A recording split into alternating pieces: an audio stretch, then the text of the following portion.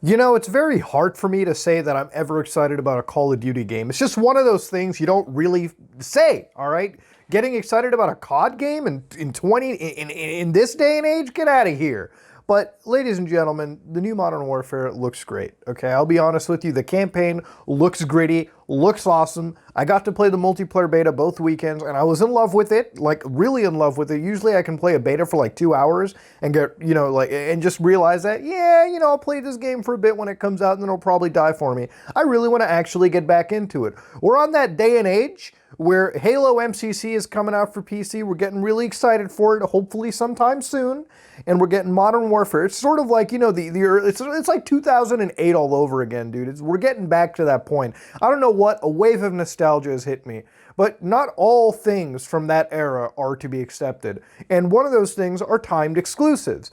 I cannot stand timed exclusives on anything. And let me cover this real quick. Now, I've hated them so much in 2019 with this whole Epic Games nonsense that anytime I hear things like timed exclusive, like I just don't want to fucking buy your product. A game that I wanted to play Control, never bought it because Epic Games was a terrible store for me to deal with. I tried buying a key from a third party. That key never came till I guess the next day. So you know what? I never got Control. I never even bothered. I didn't want to deal with it. I said, hey, if this shows up on Steam, maybe I'll fucking pick it up. Maybe I won't. I'll call it a day. I don't care. But we're getting to a point, ladies and gentlemen, with timed exclusives where fucking game modes are locked a year in advance. A year! A game mode!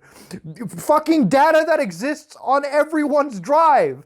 But it's blocked off for like what, 2/3 of the fucking community? Let's cover this real quick. So the whole thing with timed exclusivity, and you go back to the day and age of like Xbox 360, PS3, COD was like what, a month in advance for Xbox. You had shit like Grand Theft Auto 4 with the DLCs coming out for Xbox first, which were stupid to begin with. I think any publisher, developer group out there that just throws money around to hire exclusives to sell their consoles is just a dick move to the gaming community in general. It benefits no one. So this whole argument that I read online, there's like, everyone doesn't like it. Nobody likes it. There's like a few people that defend it, so I'll address you first. If you defend this, you're a fucking 12-year-old child that believes in console wars, okay? This shouldn't fucking happen, okay? If you believe that, guess what? You can fucking suck off PlayStation a little more, and if you're an Xbox player that supports this for your console, go suck off Microsoft a little bit more, and if you're a PC person, go suck off whatever you want. But at the end of the day, this is a fucking plastic box, and timed exclusivity doesn't help anyone.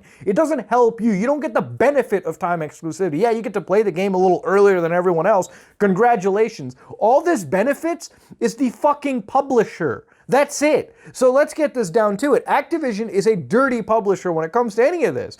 Destiny 1 and 2 have had timed exclusivity for like the PlayStation console for like a year, sometimes even up to like 2 years in advance. So imagine a game that can sometimes already be slightly light on content, already being even fucking lighter for one group over the other. And while one group pays the same amount as the other, in what fucking alternate dimension does that sound okay to you? Because to me, it really doesn't. So here's Activision. They make a great fucking Call of Duty game this year. A game that literally, even if you hated Call of Duty, you're like, oh shit, I might actually want to give this one a try. Can find a way to screw it up. Now, what they've basically done is get rid of a mode called Survival Spec Ops, which for those of you who don't know, Spec Ops is finally back in Call of Duty, and I'm really excited for it, because Spec Ops is basically you teaming up with your buddy, doing little mini missions, or in the case of Modern Warfare 3, doing those mini missions, but also finding a way to do survival. One of the most successful videos on this channel was me and my buddy Mangoes playing fucking Modern Warfare 2 Spec Ops, trying to stealth through a map by using C4. Great fucking time. And going into this game, while those features seem available for every console, one of the big features for me is the Survival Spec Ops. It is one of my favorite game modes in MW3. So what it basically is, it is a horde defense mode. So effectively you drop down with your buddy or yourself, you buy weapons, perks, airstrike abilities, and you basically hold down until you eventually cave in to the actual enemies out there. You're fighting operators, you're fighting helicopters, air support, you get everything. And this game, I was feeling, you know what? It's going to be fun to do it this time again. Now, for the first time, because this game finally embraced shit like cross-play, I could buy it on anything I wanted and not have to worry. So obviously I was going to buy a first-person shooter on the fucking PC if I could, which I did. All right, and then next thing you know, it's like, well, the feature that one of the game modes in the game we're blocking off because you're not PlayStation. This survival Spec Ops mode, which even Infinity Ward says it's only a percent of the game. No. It's a chunk. It's a game mode. Don't trivialize it, is banned. And to Infinity Ward's credit, the people who were responsible for the shit was Sony and Activision. There was money being thrown around, most definitely, and this feature got locked off to PlayStation. For a fucking year, no less. Now, I'm under the impression that if this stuff happens, I'd be okay with it. Just price your fucking game down. You're charging me $60, same as a PlayStation player, but giving me one less game mode? We're to a point where you're blocking off game modes? Ladies and gentlemen, the data for this game mode is on our hard drives for PC and Xbox One. Do the math when the preloading time comes out. If it's 55 gigs on PlayStation 4, for instance, and it's the same fucking size, if not larger on Xbox One or PC, we have the same data on our computers, except there's a piece of programming that says if device equals PlayStation 4 0, then block off, content.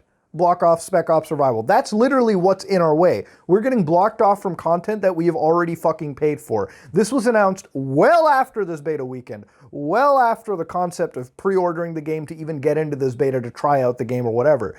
So at this point, I'm at the point where I just want to almost cancel my Battle.net pre-order because, yeah, I did it because I was excited for it. I was a dumbass. I fell for it again. And you know what? Given the fact that this is Activision, I know no matter how much of a great game Infinity Ward, Sledgehammer, or Treyarch can do, they're going to find a fucking way, after a month this game comes out, to introduce microtransactions, weapon cases, COD point purchases, cosmetics up the ass, and then blocking off entire game modes for one group over the other. Look, I don't care if you're a PlayStation, Xbox, PC gamer, timed exclusives are bullshit. Timed exclusives in general are fucking nonsense. If your game is a timed exclusive for like 6 months, I find that to be stupid. If a game is locked off to PC for like 6 months and then it comes to PS4, I think honestly you should just come to both systems right there and then. Exclusives are only okay in my opinion if you fully fucking finance them, which means if you're developing God of War, Spider-Man, like you're putting the fucking bill down for it. Guess what? You know what? I guess you've earned the exclusivity on your platform. You put the money in, you put the balls on the line, that's all yours. Same for Microsoft, same for PC.